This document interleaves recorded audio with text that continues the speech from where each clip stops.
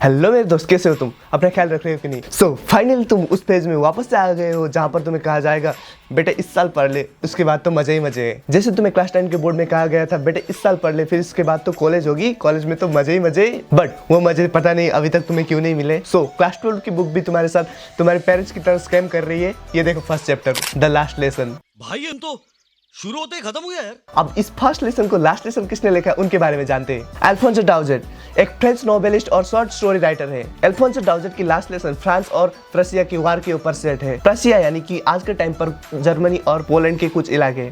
इस कहानी में दो देश फ्रांस और प्रशिया एक दूसरे से लड़ाई कर रहे होते हैं और फ्रांस अपनी कुछ टेरिटरी एल्सस और लोरेन हार जाता है प्रशिया के अगेंस्ट। और एल्सस में उस वार का क्या क्या इम्पैक्ट होता है, प्रशिया के डोमिनेंस का क्या क्या इम्पैक्ट होता है, इस स्टोरी में हम समझ सकते हैं। इस कहानी में सबसे पहला कैरेक्टर इंट्रोड्यूस किया गया है, एक फ्रांस नाम का लड़का। कहानी इस तरह शुरू होती है। उस दिन फ्रांस स्कूल के लिए लेट था और डांट पड़ने की डर में था क्योंकि उसके टीचर एम हेमेल ने उसे रूल्स ऑफ पार्टिसिपल को याद करने को दिया होता है, जो कि उसे एक शब्द भी याद नहीं होता। स्कूल जाते हुए रास्ते में फ्रांस एक बार के लिए सोचता है क्यों ना मैं आज स्कूल ना जाकर पूरा दिन बाहर ही टहलता रहूं। उस दिन मौसम बहुत अच्छा था, धूप खिली हुई थी और चिड़िया पेड़ों की डालों पर चहक रही थी। सॉ मिल यानी कि लकड़ी काटने की मिल, उसके पीछे खुले मैदान में प्रशियन सोल्जर ड्रिलिंग कर रहे थे, एक्सरसाइज कर रहे थे। ये सारी चीजों को देखना काफी बेहतर था उस रूल्स ऑफ पार्टिसिपल को पढ़ने से। लेकिन उसने हिम्मत जुटाया और एमएमएल के डांट की परवाह बिना करे वो स्कूल की ओर दौड़ने लगा। उस टाइम पे टेलीविजन वगैरह नहीं होती थी, इसीलिए एक बड़ा सा बोर्ड लगा होता था टाउन में जहाँ पर न्यूज़ वगैरह गवर्नमेंट के द्वारा दिए गए ऑर्डर्स वगैरह लगाए जाते थे। उसे बुलेटिन बोर्ड कहा जाता था। जब फ्रांस टाउन हॉल को पार कर रहा था तब बुलेटिन बोर्ड के सामने बहुत सारी भीड़ लगी थी। पिछले 2 सालों में उस बुलेटिन बोर्ड में सारी बुरी खबरें आई हुई थी, जैसे कि हारे हुए जंग, कमांडिंग ऑफिसर्स के द्वारा दिए गए ऑर्डर्स और ड्राफ्ट्स। फ्रांस ने मन ही मन सोचा क्या ही नया हो सकता है इस बुलेटिन बोर्ड में, होगी कोई फिर से बुरी खबर। और फ्रांस जितनी जल्दी हो सकता था उतनी जल्दी स्कूल की ओर दौड़ने लगा। उसी बुलेटिन बोर्ड के भीड़ में वास्टर नाम का एक लोहार उसके असिस्टेंट के साथ खड़ा था और उसने फ्रांस को देखकर कहा बेटे जल्दी जाने की जरूरत नहीं है, तुम पहुंच जाओगे, तुम्हारे पास बहुत टाइम है। फ्रांस को लगा वास्टर उसका मजाक उड़ा रहा है और इसीलिए वो हाफता हुआ एमएमएल के गार्डन के सामने पहुंच गया। नॉर्मली जब भी स्कूल स्टार्ट होती है तब उसकी स्कूल में हल्की सी उथल पुथल रहती है, जो कि रास्ते से भी सुनाई देती थी। डेस्क का इधर उधर हिलाना, चिल्लाते हुए लेसन्स को रिपीट करना आदि। स्कूल में बच्चे कान बंद करके जोर जोर से लेसन्स को रिपीट करते थे ताकि उनको ज्यादा अच्छे से समझ आए। और टीचर का रूलर को टेबल पर पीटना आदि की आवाजें रास्ते तक सुनाई देती थी। फ्रांस ने स्कूल आते वक्त एक प्लान बनाया था, हल्ले में वो चुपचाप से अंदर घुस जाएगा और टीचर को कुछ भी पता नहीं चलेगा। मस्त प्लान है।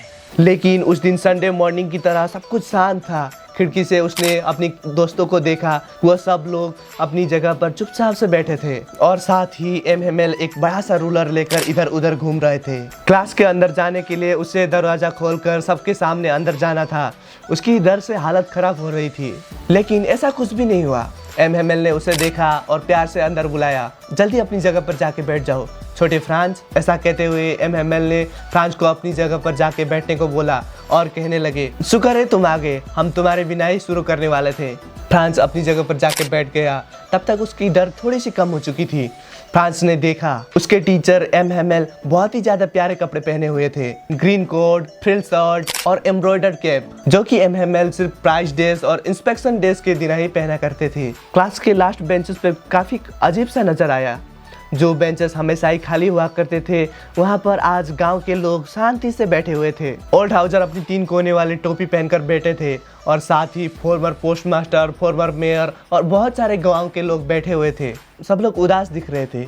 ओल्ड हाउजर ने एक पुराना भजन का किताब लाया था जिसके कोने पर अंगूठे के निशान से भरे हुए थे और उन्होंने किताब को नीचे रखकर घुटनों के बल बैठे थे और उसके किताब के ऊपर अपने चश्मे को रखा हुआ था। जब फ्रांस ये सारी चीज़ों को देखकर अचंभित हो रहा था तभी एमएमएल ने अपना चेयर माउंट करते हुए कहने लगे मेरे बच्चों, मैं तुम्हें आज आखिरी शिक्षा देने वाला हूँ और आज की ये लेसन लास्ट लेसन होने वाली है। बर्लिन से ऑर्डर आया है कि एल्सस और लोरेन में सिर्फ जर्मन भाषा में ही सिखाया जाए और कल से तुम्हें जर्मन टीचर पढ़ाएगा।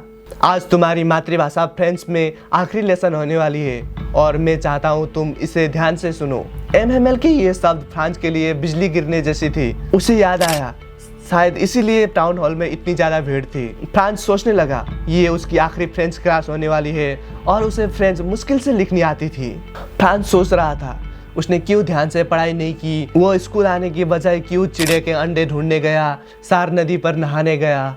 उसकी किताबें जो थोड़ी देर पहले उसे बोझ लग रही थी, ग्रामर, हिस्ट्री, ये सब सारे पुराने साथी बन चुके थे जिसे वो कभी छोड़ना नहीं चाहता। उसे लगता था काश एमएमएल कभी ना दिखे, लेकिन उस दिन एमएमएल की सारी डांट और मार भूल चुका था। उसे धीरे धीरे सब समझ में आने लगा क्यों गांव के लोग लास्ट बेंच पर बैठे हैं और क्यों एमएमएल ने ये स्पेशल कपड़े पहने हुए हैं। गांव के लोग भी बहुत ज़्यादा दुखी थे और एमएमएल के इस आखिरी दिन पर, द लास्ट लेसन पर, उनको विदाई देने आए थे, उनको फेयरवेल देने आए थे और साथ ही शुक्रिया अदा करने आए थे उसकी 40 साल की सर्विस का। जब फ्रांस ये सब सोच ही रहा होता है, अपनी नाम पुकारने की आवाज़ आती है।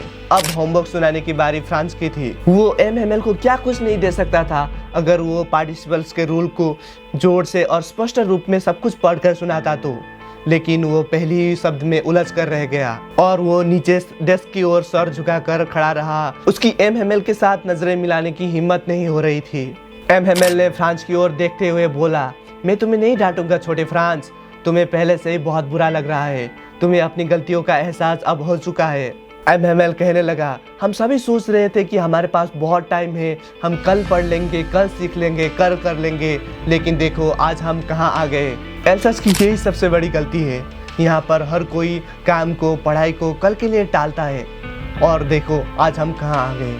जब प्रशियन लोग यहाँ आएंगे तब तुम्हें क्या कहेंगे, तुम कैसे फ्रेंच लोग हो जब तुम्हें फ्रेंच अच्छे से बोलना नहीं आता, अच्छे से लिखना नहीं आता। एमएमएल ने कहा, लेकिन सिर्फ तुम्हारी गलती नहीं है छोटे फ्रांस, यहाँ के पेरेंट्स पढ़ाई को लेकर बिल्कुल सीरियस नहीं है। वो अपने बच्चों को मिल में काम करने भेजते हैं, फार्म में काम करने भेजते हैं, बल्कि स्कूल भेजे ताकि थोड़ी कमाई हो सके। एमएमएल ने अपनी गलती को एडमिट करते हुए बोला, और मेरी भी गलती है, मैं तुम्हें पढ़ाई के बदले अपने पौधों को पानी देने भेजता था और जब भी मुझे कभी फिशिंग करने का मन होता था तब मैं तुम लोगों को हॉलीडे दे देता था। और उसके बाद एमएमएल एक के बाद एक फ्रेंच लैंग्वेज के ऊपर बोलने लगे और उन्होंने कहा फ्रेंच विश्व की सबसे खूबसूरत लैंग्वेज है, साथ ही सबसे क्लियरेस्ट और लॉजिकल लैंग्वेज है, जो कि उन स्टूडेंट्स को और वहाँ के फ्रेंच लोगों को उस लैंग्वेज को रक्षा करनी चाहिए, क्योंकि जब भी लोग दबे हुए होते हैं, कारावाज में होते हैं, डोमिनेटेड होते हैं, तब उनकी फ्रीडम की चाबी सिर्फ उनका लैंग्वेज ही होता है, उनका मातृभाषा ही होता है। इसके बाद एमएमएल ग्रामर को निकाल कर पढ़ाने लगे।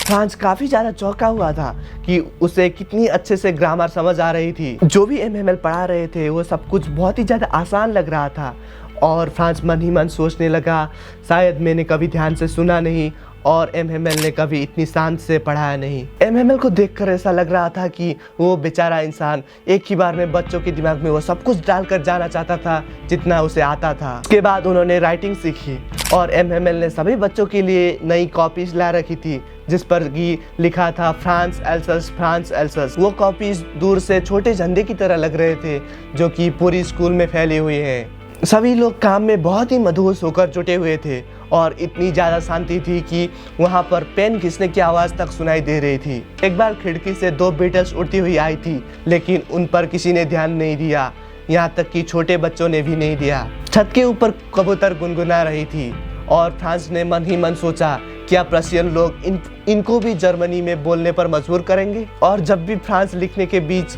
एमएमएल की ओर देख रहा था, एमएमएल चेयर में बिना हिले बैठे हुए थे। वो हर चीज़ को निहार रहे थे और अपने मन में कैद करने की कोशिश कर रहे थे। एमएमएल 40 सालों से वहीं थे। उसकी स्कूल की खिड़की से एमएमएल के गार्डन दिख रही थी। स्कूल में डेस्क और बेंचेस भी घिस चुके थे। वॉलनट ट्रीज जो उनके गार्डन में थी वो काफ़ी ज़्यादा लंबी हो चुकी थी और होप वाइन ट्रीज जो उन्होंने खुद लगाया था वो भी छत तक पहुंच गया था। उस दिन एमएमएल का दिल काफ़ी बुरी तरह टूट गया था क्योंकि उसे हर वो चीज़ जो उसे पसंद थी उसे छोड़कर जाना पड़ रहा था। एमएमएल की बहन ऊपर छत में ट्रंक को इधर उधर खिसका रही थी और पैकिंग कर रही थी क्योंकि उन्हें कल सुबह उस देश को छोड़कर जाना था। एमएमएल ने हर वो चीज़ को सुना जो बच्चों ने लिखा था और छोटे छोटे बच्चों की अल्फ़ाबेट्स को पढ़ते हुए ध्यान से सुन रहे थे। और नीचे ओल्डहाउजर अपनी भजन की किताब को दोनों हाथों से पकड़े हुए थे और चश्मा पहन रखा था। वो रो रहे थे, उनकी आवाज़ में ये साफ पता चलता था। वो बच्चों के साथ अल्फ़ाबेट्स को रिपीट कर रहे थे। उन्हें देखना कितना फनी था। वो सभी लोग हंसना चाहते थे लेकिन रोने लगे। फ्रांस को लास्ट लेसन बहुत ही ज़्यादा अच्छे से याद है। अचानक ही उन्हें चर्च की घड़ी में 12 बजने की घंटी सुनाई दी और तभी प्रशियन सोल्जर ड्रिलिंग करके वापस लौट रहे थे और अचानक ही एमहेमेल अपनी कुर्सी पर खड़े हुए। फ्रांस ने उन्हें इतना लंबा कभी नहीं देखा था और कहने की कोशिश कर रहे थे, मेरे दोस्तों मैं, लेकिन वो कुछ नहीं कह पाए, वो कुछ भी नहीं बोल पाए क्योंकि वो बहुत ही ज़्यादा इमोशनल हो चुके थे। वो ब्लैक बोर्ड की ओर मुड़ के जितनी ताकत हो सकती थी उतनी ताकत से जो बड़े बड़े अक्षरों में लिखने लगे, भाई लव फ्रांस। वो इतना लिख कर रुक गए और अपनी सर से दीवार में लीन होकर खड़े हो गए और उन्होंने अपनी हाथों से बिना कुछ बोले इशारा किया कि आज स्कूल की छुट्टी है, तुम लोग चले जाओ। हमें इस कहानी में यह पता चलता है एक वार कितनी बुरी चीज़ है। हम इस कहानी में एक वार से क्या क्या इम्पैक्ट होता है वो देख सकते हैं। हम इस कहानी से डिसिप्लिन होना और अपनी स्टडीज़ को, अपने काम को रेगुलरली करना सीख सकते हैं। कोई भी काम कल के भरोसे ना छोड़ना सीख सकते हैं और साथ साथ अपने इस पल में खुश रहना सीख सकते हैं। सुनो, जियो, खुश रहो, मुस्कुराओ, क्या पता कल हो ना हो। On that note, make sure to comment on this video और क्लास 12 इंग्लिश के जितने भी सारे क्वेश्चन आंसर्स है वो तुम्हें मेरे इंस्टाग्राम पर मिल जाएंगे। इंस्टाग्राम का लिंक नीचे डिस्क्रिप्शन में है, जाओ मुझे डायरेक्टली मैसेज करो और इस वीडियो में कौन सी चीज़ें इंप्रूव हो सकती है कमेंट करके जरूर बताना। तब तक के लिए मैं मिलता हूँ दूसरे वीडियो में। Bye bye.